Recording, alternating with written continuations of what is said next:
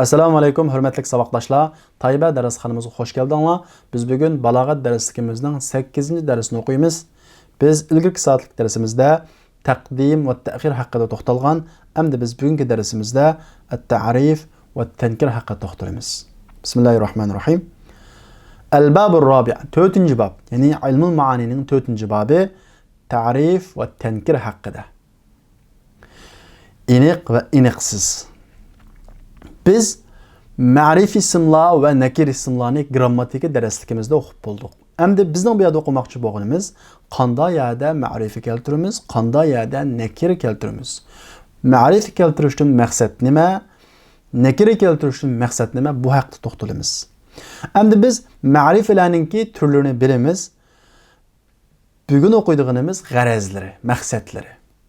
Anwa'ul ma'arif ve ag'raduha. Ma'rifelerinin türleri ve g'arazlari, maqsadlari. Birincisi damir. Biz bilamiz o. Damir desek mutakallim, muhattab, g'oyib uchrasi kirib ketadi. Buni qaysi xil o'rinda ishlatamiz? 3 xil o'rinda ishlatamiz. Al-maqam al-thalath 3 xil o'rinda ishlatamiz. Endi buni qaysi xil maqsadlarda ishlatamiz? Birincisi wal aslu fil xitob li muayyan. Asli biz xitob qilmoqchi bo'lsak, kim xitob qilamiz? Muayyan bir odamga xitob qilamiz. Ammo ba'zida yutraku at-ta'yin idha urida ta'mimul kalam. Endi ba'zida muayyan odamga xitob qilmaymiz. Nimishqa biz gapni umum qilmoqchi bo'lsak, muayyan qilmaymiz. Ba'zida ta'yin tashlanadi agar kalomni umumlashtirish maqsad qilinsa deydi, xohlansa, iroda qilinsa. Masalan, walau tara idhil mujrimuna nakisu ru'usihim 'inda rabbihim. Agar sen, yani mubadi sen ko'rsang, jinoyatchi, mujrimlarni o'zining Robbining qashidan oyat 5ni sangilatgan holatda ko'rgan vaqt ko'rsang degan bu oyatdagi tara asli bir muayyan odam qilgan xitob shunday-ku. Ammo bu yerda bu faqat Rasulullohga xos emas. Umumiy bütün müminlarga xos. Demak, bizning va balog'atni bilib olganimiz, demak, bu muxtab degan hamisha nimaga bo'lmaydi ekan, muayyanga bo'lmaydi ekan degan nuqtani bilib olamiz. Ikkinchisi, ma'rifalarning ikkinchisi nima edi? Alam. Alamning ichiga qaysi kiradi? Kuniyat mi kiradi, laqam mi kiradi? Shundaqo, shunaqla ism. 3 nuqta kiradi. Ism degan qaysi? Muhammad, shundaqo Ahmad. Kuniyatchi Abu Bakr, Abu Muhammad deganga o'xshagan. Laqabchi Faruq, Umarul Faruq, Sayfullah, Khalid ibn Walidninki laqami masalan. Endi alamni qanday o'rinda ishlatamiz, qaysi maqsadlarda ishlatamiz? İradatu ihdar ma'nahu fi zihnis sami' bi ismihil khas bihi. İrade ihdar ma'nahu fi zihnis sami' bi ismihil khas. Anlıqçınınki zihniga onun xas ismi bilan onun ma'nosini hozir qilish uchun qanday qilamiz? Ishlatamiz. Maqsad qilish uchun ishlatamiz. Masalan, Muhammadun Rasulullah desak, bu anliq odamningki zihniga shu xas ismini atab qanday qilamiz? Uning zihniga hozir qilamiz. Ihdor degan gap shu hozir qilamiz. Ikkinchisi ta'zim uchun ishlatiladi. Mayli ism bo'lsin, mayli kunyat bo'lsin, mayli laqam bo'lsin, ha? O'rtaq. Masalan, Zahaba Sayfud Dawla. Zahaba Sayfud Dawla. Sayfud Dawla qanday qildi? Ketdi.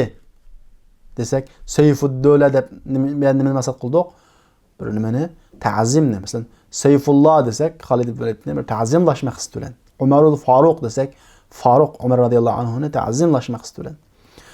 Üçüncüsü ihtiqar. Tüvellash uchun ishlatiladi. Ba'zi ismlar, ba'zi kuniyatlar, ba'zi laqamlar tuen ko'rish uchun ishlatiladi. Bu ishlatuvchining maqsadiga bog'liq. Masalan, tabbat yada Abi Lahab. Abi Lahabni qana qildi? Qo'li qurib ketdi. Qaranglar. Bu uchrus o'rtaqa ism, kunyat, laqam.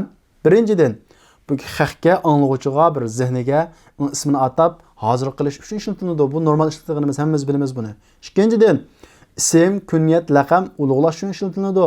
Üçüncüden ism, kunyat, laqam tuen ko'rish uchun ishlatiladi. Bu so'zligichiga qarashlik gap. Demak, bu kunyat deganni buni deb qo'yishimizning nima foydasi bor deganda, bu kunyat deganni bunda pastlaydigan yerda ishlatmaymiz xaqni yoki laqam deganni bunda pastlaydigan ishlamaymiz deb o'ylab qolmasligimiz kerak. Buni biz balog'at ilmida so'zliq bu har 3 xil o'rinda ishlatiladi. Biz buni gapining siyoqidan, gapining boshayig'idan bilib olamiz. Endi üçüncüsü ma'rifelerninki ismul ishora. Ko'rish ismlari bu nima uchun ishlatiladi? İradatu ta'zimil muhaddasi anhu. O to'g'ri so'zlangan bir narsani yoki kishini buyuklash, ulug'lashni iroda qilish uchun ishlatiladi. Masalan, zalikal kitabu la rayba fi. Mushun Alloh taolo Qur'on kelgan, "O kitob, unda nima yo'q?" Shak yo'q deb zalikani qo'llandi bu yerga ta'zimlash uchun deymiz. İkincisi so'zlangan narsani tuang ko'rish uchun. Masalan, "Hadallazi yadhkuru alihatakum" Kafirlar Rasululloh nimada sizning ilohingni tilligini mushuma? Demak, bu yerda hada degandan maqsad nimani maqsad qildi? Bu tuallashni. Endi men deb qo'ydigan farq ko'p hollarda zalika ta'zim uchun, hadachu tahqir uchun qo'llandi. Onunki ismi mavsul. İsm mavsul nima uchun qo'llandi? İradu ta'zimul muhaddas anhu. O to'g'ri so'zlangan kishini yoki ismni yoki narsani buyuklash, ulug'lash uchun. Masalan, faghashiyahum minal yammi ma ghashiyahum.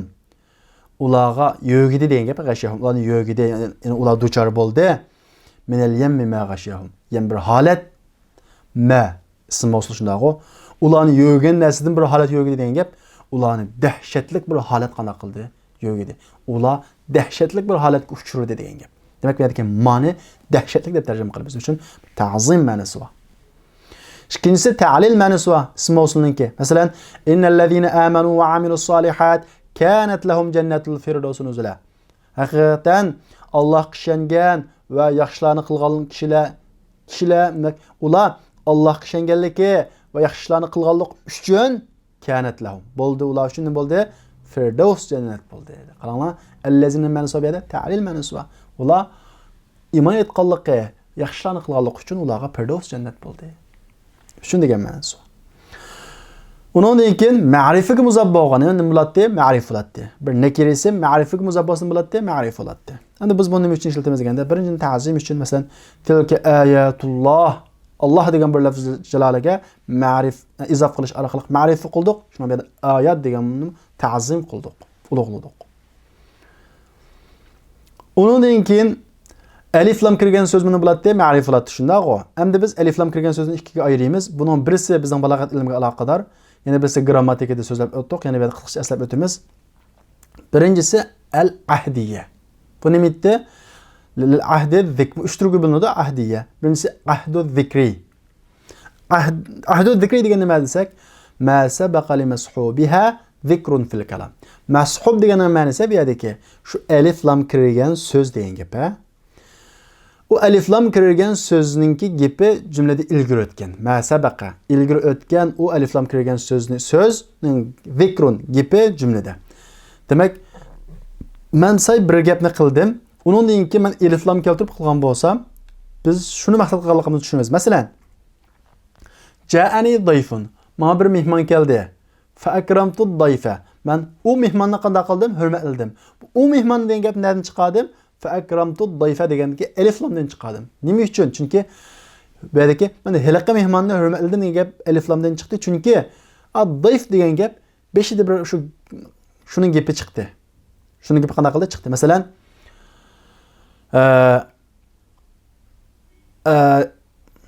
بدأ الجامعة مثلا جامعة بدأ الدراسة universitet o'qish boshladi. Ana zahabtul jami'a. Men universitetga bordim. Balki halaqa desam, qaysi universitet deb tushunasizlar? Ibayta men gapini qilgan. Demak, bu bizning gapimizda ilgari o'tgan, gapimizda ilgari bir bo'lingan so'zga qanday qilgan ishorat qilib kiradigan alif lam. Biz buni deb ataymiz al-ahdu zikri. Ya'ni ma sabaqa li mashubiha zikrun fil kalam. Alif lam kirgan so'zning gapi jumlada ilgari bir bo'lgan, ilgari o'tgan. Demak, fa akramtu dayfadagi alif lam qanday alif lam ekan? Ahdu zikri. Ikkinchisi ahdiyaningki ahdu zihni. Zihnimizda hozir bo'lgan. Bizning gapimizda uning gapi bo'lmadi, ammo bilimiz, ikkilimiz-chi, ko'nglimizda bilimiz. Masalan, dedim, ma kana mashubuha ma'hudan fi zihn. O alif lam kirgan so'z zihnimizda hozir bo'lgan. Asli ma'hud deganmi hozir bo'lgan degan gap, hozir bo'lgan. Masalan, hal zahabta ila al-jami'a, masalan, ikkilimiz o'quvchi shundaq-ku. Hal zahabta ila al-jami'a desam, universitetga bordingmi desam, qaysi universitet deb so'ramaymiz. Nimishqa? Heliq universitetga bordingmi degan gap ma'u. Qani heliq degan gap el-cami'adagi elif lamdan chiqadi. Nimishqa bu yerdagi elif lam ahdu zihni. Chunki bu ikkilimiz bilimiz qaysi unsliqini. Zihnimizda yoki bizning gapimiz ilgari o'tmagan bo'lsa-mu, zihnimizda-chu hozir. Buni deb ataymiz, zihnimizda hozir bo'lganni ahdu zihni. Üçüncüsü ahdul huduri. Bu neh vaqti deyilgan. Anda ilgari gapimizmi o'tmagan, gapimizni o'tmagan, uning zihnimizda hozir bo'lmagan. Dedim, makana mashuba hadiran vaqtul kalam. Gap qilgan vaqtimizda hozir bo'lgani. Masalan, ji'tul yawm desam, bugun keldim desam ki el-yawmdagi alif lam bugun deganni bildirdi shunday. Nimishqa bu alif lam desa, bu ahdul huduri. Bu gapni qilgan vaqtlan bu hozirlikni-chu ifodalaydi. Demek ahdiye üçtürük buldu. Ahdu zikri bu onun gibi ilgili ötken bir sözü kiradigan elif lam. İkincisi ahdu zihni bu bizden zihnimizde hazır bulduğun bir nekeri sözü kiradigan elif lam. Üçüncüsü ahdul huduri bu neh vaqtda biz düşünüldüğün sözü kiradigan elif lam. Liyoma degen qo'shilgan. Endi bizga aloqador bo'lgan el jinsiye. Bu nima uchun ishlatiladi? Nerede qo'llanadi deganda el jinsiye deganimiz bu haqiqat va mohiyatni bayon qilish uchun ishlatiladi. Bu qandaq farqimiz buni boshqasidan deganda va hiyallati tasihhu an tahulla kul mahalluha deydi. Endi shu alif lamning o'rniga kulni qo'yg'ili bo'lsa jumlada, bu el jinsiye ekan deymiz. El jinsiyaning ichidagi haqiqat va mohiyatni bayon qilish uchun kelgan ekan deymiz. Masalan, el-insanu hayvanun natiq. İnsan sözlügüçü bir canlıq desem, belki insan, el-insandaki elif lam qanday elif lam? Bu bayanil cins olab shundaqlab bayanil haqiqa ve mahiyetini bayon qilish uchun kelgan. Haqiqati ve mahiyet. Mesela şuna bunaga insanın mahiyeti sözleydigan bir hayvan. İnsanın mahiyeti, insanın haqiqati demekçi bu yerda. Endi bunun alametini nima dedik? Şu elif lamning o'rniga kulni qo'yg'ili bo'lash dedik. Kulni qo'yg'ili. Masalan, deb baqali kullu insanin hayvanun natiq. Hamma inson so'zlaguvchi jonliq. Nayt ayni ma'noni ifodalab berdi. O'xshash ma'noni ifodalab berdi. Ikkinchisi jinsiyaniki listighraqil jins haqiqatan. Haqiqiy jihatdan shu jinsning hammani o'z ichiga olish uchun keldigan elif lam. Masalan, buning alomati qaysi deganda va hiyallati la tasihhu an tahulla kul mahallaha. O o'rniga kulni qo'yg'ilmaydigani. Masalan, xuliqal insanu zaifa. Aslan qaranglar, li istighraqil jinsi. Shu jinsning, shu tipning, shu turning hammani o'z ichiga oldigan haqiqiy jihatda. Masalan, buningga kulni qo'yg'ilmaydi. Xuliqal insanu zaifa. Xuliqa kullu insanun zaifa. Hamma inson ojiz jartildi desak qamlashmaydi. Nimishqa bu jinsni, demak, inson turi, inson tipi, demak, insonninki hammasi, ya'ni jins degan gap, tipi qanday yaratilgan? Ojiz yaratilgan. Bu bir haqiqat. Nimani ifodalaydi? Haqiqat mohiyatni ifodalaydi. Üçüncüsü mecazi ustundagi haqiqat jihati amaliyotda insonning hammasida ojiz yaratilgan. Shunda Allohning qudrati oldida. Ana mecazi jihatda jinsni ham o'z ichiga olish uchun keladi. Buningga qanday ayrimiz buni deganda bu shu so'zlangan, shu alif lam kirgan so'zningki tava bo'lgan shaxslarning sifatlarining, xususiyatlarining hammasini o'z ichiga oldi. Deydi, va hiyallati yashmil sifatul afrod va xasaisihim. O afrod shaxslarning sifatlari va xususiyatlarini o'z ichiga oldigani. Masalan, antar rajul, antal mu'min desam, antar rajul sen erkshi degan alif lam, buni biz istighraqil jinsi majazan deymiz. Bunun tercümesi o'xshamaydi qaranglar. Sen haqiqiy bir erkek. Qaranglar, asli erkakda bu tegishli sifatning hammasi bor senda demakchi. Shunga sen haqiqiy erkakda bu tegishli sifatning hammasi bor. Antal mu'min, sen haqiqiy bir mu'minning sifatining hammasi bor senda degan. Demak, mana bu balog'at ilmi shundaq tadqiq qilgan. Qarasanglar, al-insanu hayvonotdagi alif lam, xuliqal insonudagi alif lam, anta rajuldagi alif lam, hammasi alif lam. Ama biz bunu tadqiq qilgan vaqtimizda terjimasi kimga ta'sir qildi? Qaranglar. Al-insanu hayvon natiq.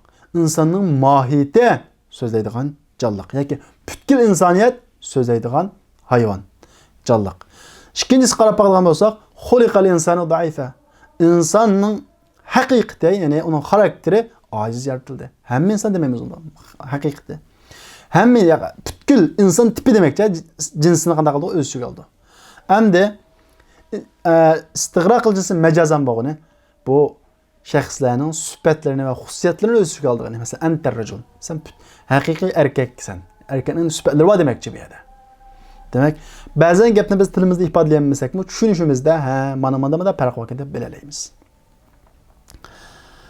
Endi biz ma'rifalar va onunki g'arazlarni tunishib chiqib bo'ldik. Tankir qilishninki, ya'ni nakir qilishninki g'arazlari, nakir keltirishni, bir so'zni nakir keltirishning g'arazlari, nima maqsadda nakir keltiramiz deganda, birinchisi takfir, ko'plikni ifodalash uchun. Masalan, qawlun ma'rufun va maghfiratun khayrun min sadaqatin yatba'uha adha.